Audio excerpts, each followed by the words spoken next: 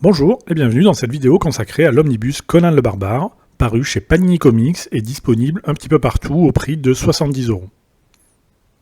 Cet omnibus regroupe le run de Kurt Busiek et Cary Nord, initialement publié par Dark Horse Comics à l'époque où Marvel avait perdu les droits de Conan, qu'ils ont par la suite récupérés en 2018, et on peut signaler d'ailleurs immédiatement qu'il y a plusieurs différences assez significatives entre le comics d'origine et cette réédition Panini.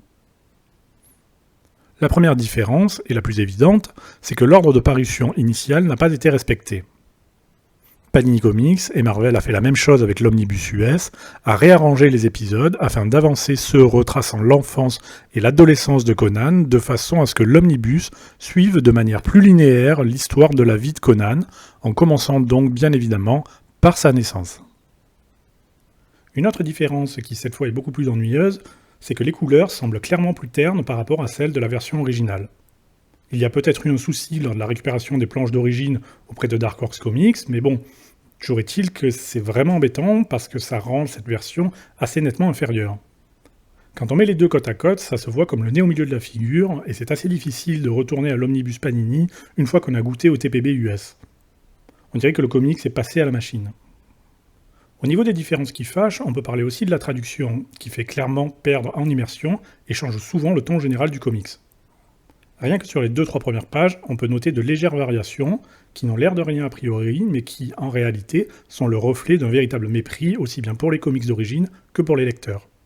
Premier exemple, Piss on the Ashes, que l'on ne va pas traduire par « pisser sur les cendres », mais par « uriner sur les cendres », qui est une formulation beaucoup plus polissée. Dans ce deuxième exemple, on va traduire un mot cru et moderne par un terme vieillot qui n'a plus été utilisé depuis 1950. Ça participe clairement d'une volonté délibérée de rendre le comics plus respectable bien évidemment dans l'esprit du traducteur ou de l'éditeur. On n'oublie pas non plus les trucs qui sortent de nulle part et qui semblent relever plus du pari perdu qu'autre chose, ou encore les phrases qui ne veulent strictement rien dire. Bref, rien de nouveau sous le soleil. Ceci étant, ça reste quand même un omnibus qui ne manque pas non plus de qualité. Déjà, on peut retenir la maquette qui sort clairement du lot avec sa belle police de caractère et son fond marbré qui nous change des omnibus designés par des bibliothécaires neurasthéniques. Et puis on a surtout les dessins de Cary Nord qui sont particulièrement spectaculaires et réussis. Je dois tout de même avouer que j'ai eu un petit peu de mal au début car je trouvais le rendu un peu trop numérique à mon goût. Il y avait quelque chose qui me dérangeait sans que j'arrive tout à fait à mettre le doigt dessus, et en lisant l'interview de Cary Nord à la fin de l'omnibus, j'ai compris. En fait, ils n'ont pas utilisé d'encreur du tout, donc Cary Nord a fait ses dessins, qui ont été ensuite colorisés numériquement, sans passer par la case ancrage, ce qui donne ce rendu assez spécial qu'il m'a fallu un petit peu de temps personnellement pour apprivoiser.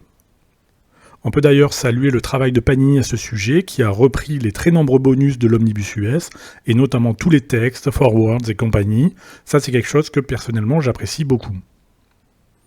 Au niveau du scénar, Busiek fait vraiment du bon boulot, avec des récits très orientés action, qui s'inspirent d'ailleurs parfois de certains écrits d'Howard, et avec une thématique principale qui revient un peu en boucle, savoir celle du noble sauvage face à la civilisation corruptrice. Bref, du pur Conan avec son lot de décapitation et de mature content. Une lecture au final fort recommandable, surtout si vous ne lisez pas l'anglais.